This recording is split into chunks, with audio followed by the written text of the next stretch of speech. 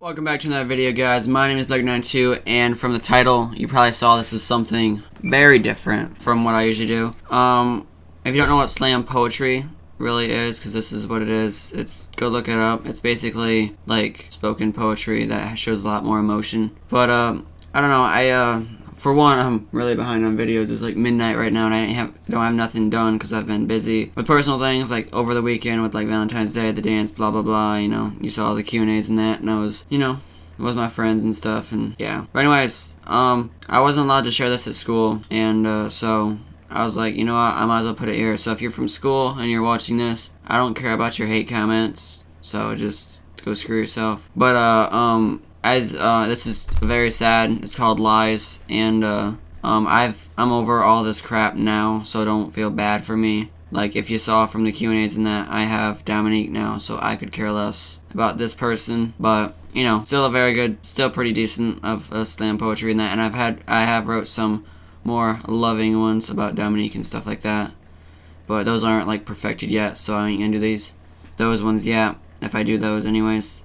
So let me know if you guys like these kind of things, because I do like to write slam poetry and stuff like that. But anyways, let's get into it. It's called Lies.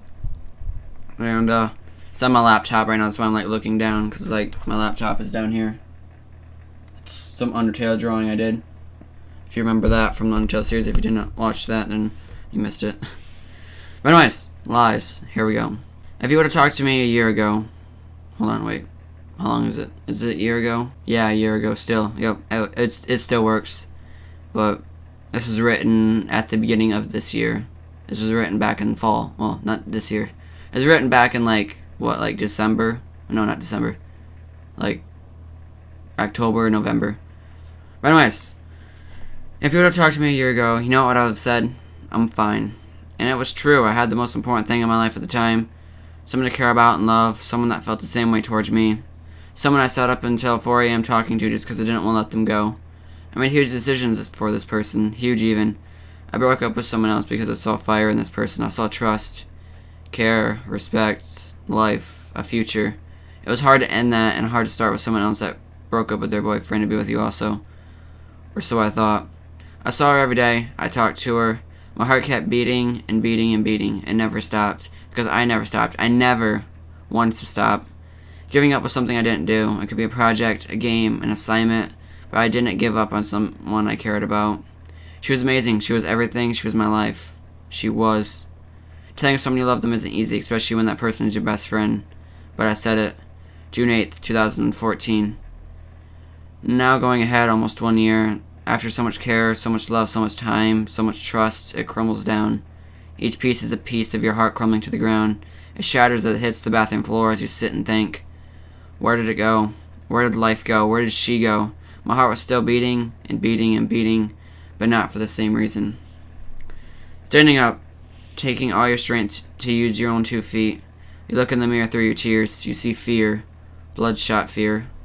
You realize the world you see is a lie. Looking deep into your eyes, you start to teach yourself from inside. Reading your mind, becoming confused, everything you do. Closing your eyes, you see yourself die, but you're not shot. You're stabbed. Not with the knife, not with the tears streaming down your face, but with the lies you were told. It wasn't 1 stab, it was 2, 3, 4, 5, and it all started from the first one you heard. I love you. He wasn't gone, he never was. You thought she felt the same way about you, but you were wrong. I was wrong. When you didn't have her in your arms, he had her. He was there, but you were blind. You didn't see the lies. They were invisible. She was invisible. You put your arms around nothing. You feel yourself faint. You open your eyes to see what's real. What isn't fake. Your friends are there helping you stand up, helping you see you were passed out for almost a year. Not because you took heroin or acid, but because you took something else that was even more dangerous. Lies. When you finally start to get on your feet, you see a police officer on your front step. Your heart is beating and beating and beating. He says that you tried to kill yourself, but you don't remember. He asks if you need help, you don't know. He asks what's wrong, you say nothing. He leaves looking back into your eyes as he sees your confusion. Next day, Child Protective Services. You're being abused, not by your thoughts, but by your parents. Lies. You're harassing your neighbors. Lies. You have cuts where you tried to kill yourself. Lies. You start seeing things you saw in your coma. Lies. It fades away, but still haunts you in your sleep. You constantly see yourself get stabbed with the lies. You hear the lies. You run from the lies, but your feet don't move. You remember the lies, the lies, the lies. Your life returns to school, comes around the corner straight into your face. Hard, not like a rock, like stone cold lies. You see him and her, hands in each other as they stare at you as you walk by. You look into their eyes. You see hate in the back. They scream at you. You see fear in the middle, hoping you don't do anything. But right in front of you, you see something else. Lies. They try to hide it. Everyone else doesn't see it, but I do. All the things she said you did to her. All the lies that spilled down her lips and dripped onto the floor. I avoid the puddle. Didn't want to slip and fall again. All the hate in his eyes, even though he was with her the whole year that you were. The year comes back to your mind. Don't look at my phone, she said, so I didn't. You don't need to know where I am, she said, so I didn't ask again. We don't need to hang out today, she said, so I said okay. You're hurting me, she said. So I said no, I'm not. Lies. My heart is beating and beating and beating. I pull my drift away from him and her and walk. I glance back and nothing's there, so I go back and see something written on the booth. Lies. You look up and see everyone in the lunchroom is gone. The walls are all covered with one word. You look down after sharp pain hits you. You see her shoes in her hands holding lies, and she just stabs you in the stomach. She walks forward and goes right through you and grabs your hand. She starts to believe her own lies. It only takes one word to get possessed. Lies. So that's that. So I guess I'll read you a sample of the other one, and then you guys can let me know if you want to see this one too. This one is called Petals, like a flower and that. I'm not gonna read all of it, but I'm gonna read my favorite verse that I put in here. As the days passed, I moved my body closer and closer to hers. Her scent became more clear. It was like a flower, something so soft and beautiful that you just wanted to gently touch. Just graze her with the tips of your fingers. Make little soft circles on her skin, but not too rough.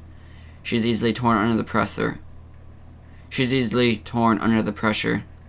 Just enough. Enough for the pleasure. That's my favorite one, but we have a favorite verse in there. But anyways, I hope you guys like that. If you did, let me know. I can do more slam poetry on the channel. But anyways, hope you guys liked this video. If you did, drop a like, get subscribed, leave a comment down below. And I'll see you guys tomorrow with another video. Have a good day, guys. Woo!